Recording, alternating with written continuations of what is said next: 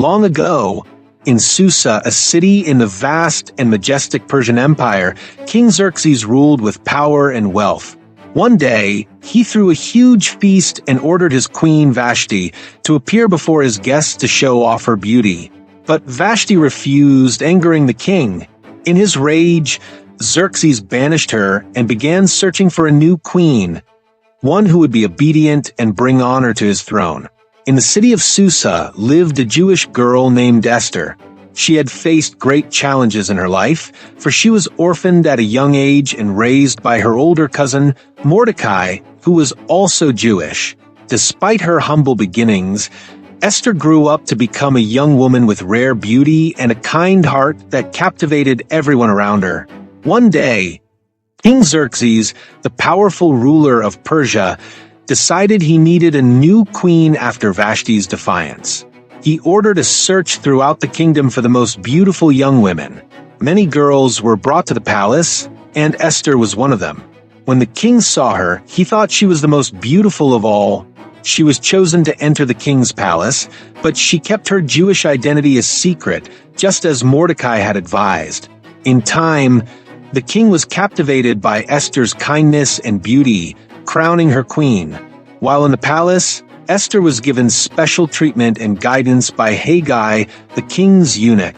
She won his favor and, unbeknownst to everyone, kept her Jewish identity hidden.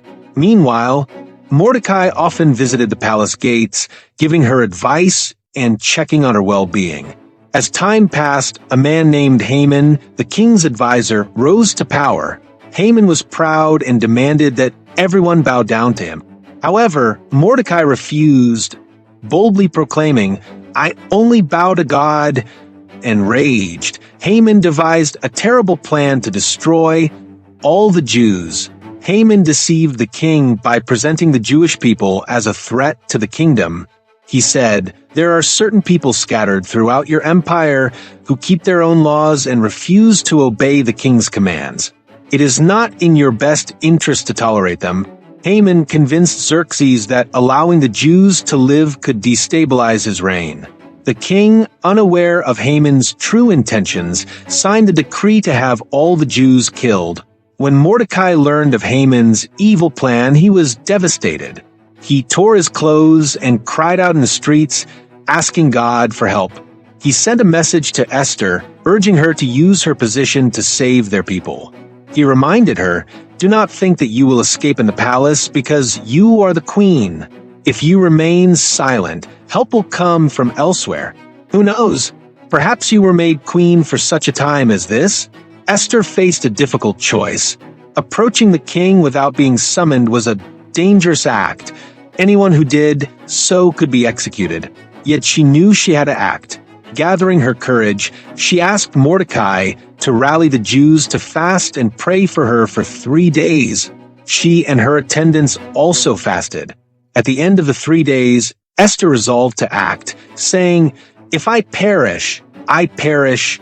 She donned her royal robes and entered the king's throne room, trembling with fear. When King Xerxes saw her, he was pleased and extended his golden scepter, granting her permission to approach. "What is it, my queen? What is your request?" he asked.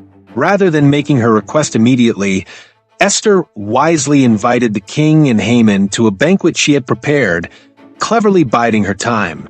King Xerxes, intrigued, accepted. During the feast, the king, curious about her true intentions, pressed her for answers.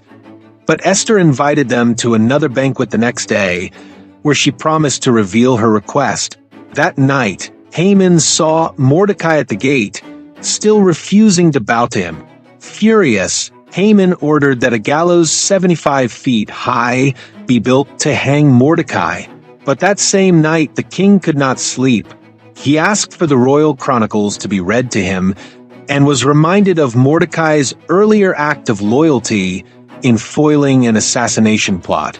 Realizing that Mordecai had never been rewarded, the king decided to honor him. The next morning, Haman arrived, hoping to ask the king for permission to execute Mordecai. Before he could speak, the king asked, "What should be done for the man the king delights to honor?" Thinking the king meant himself, Haman suggested a grand parade with royal robes and a horse ridden through the streets. To his shock, the king said, "Do everything you have suggested, for Mordecai the Jew." Humiliated, Haman had no choice but to lead Mordecai through the streets in a parade, shouting his praises. That evening, during the second banquet, the king once again asked Esther for her request. She took a deep breath and said, "If I have found favor in your sight, spare my life and the lives of my people, for we have been sold to be destroyed."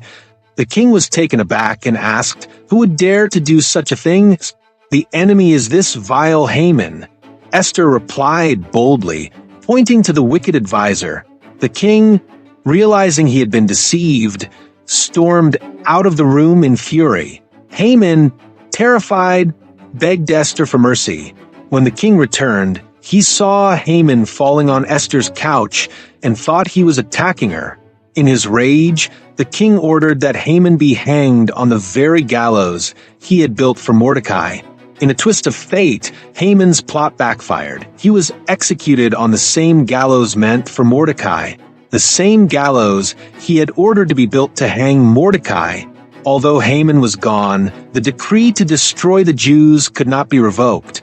Esther and Mordecai approached the king again, seeking a new decree to protect the Jews.